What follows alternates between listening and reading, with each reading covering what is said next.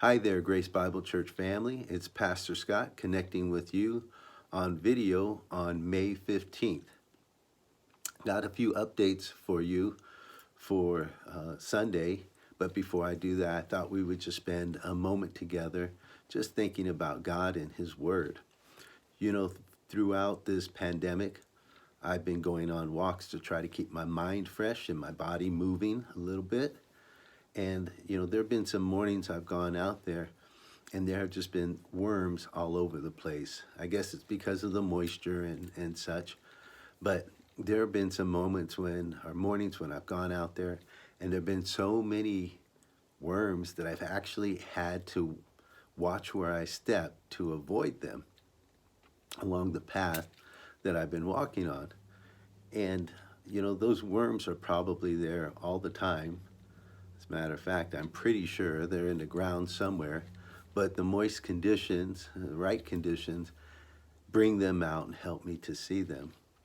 As I was thinking about that, I know it's kind of a strange thought, but the idea of seeing things that under the right conditions that are usually there, you just don't normally see them because the conditions don't seem to be right, reminds me that sometimes in God's Word, we miss out on the things that God has for us.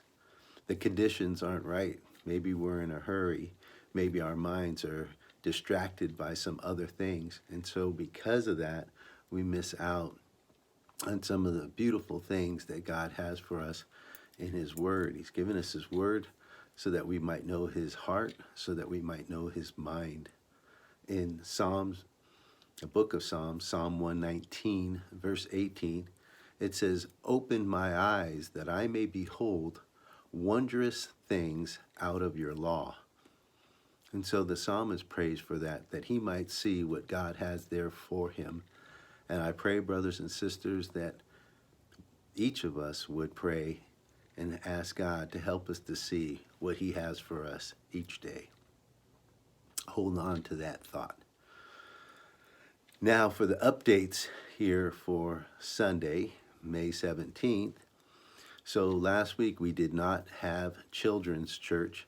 And so this week we will start up children's church, and we will go to the schedule, return to the schedule that we were on before, which was each Sunday except the last Sunday of each month. And so we're going to go with that. We're starting up children's church, so hopefully that's an encouragement to you. I know Jermaine and those who will be working there in the children's church are pretty excited about it. So hopefully you are as well. Secondly, we're going to offer Sunday school by Zoom the way that we have. We will still have live teachers teaching their classes here at the facilities here at Grace Bible Church, but we're going to set up ways so that people who haven't been able to make it in or don't feel comfortable coming in can still participate through Zoom and see what's going on, see the teaching that's taking place here, and be a part of the lessons and be able to grow and see those wondrous things out of God's Word. So we're going to provide that for Zoom, by Zoom for Sunday school. So all you need to do is call in on the same number you've been calling in or connecting on the same link you've been connecting with, and I'll put you in the proper classroom when you come into the class, okay, and come into the meeting. One more thing is that we will continue to videotape the services, and we'll put them up on YouTube, and so you can connect that way. They'll also be available on the local cable provider, VentureCom, and you can see and watch once those get uploaded onto their platform. Okay, let me see if there's anything else. Oh, I have one last update.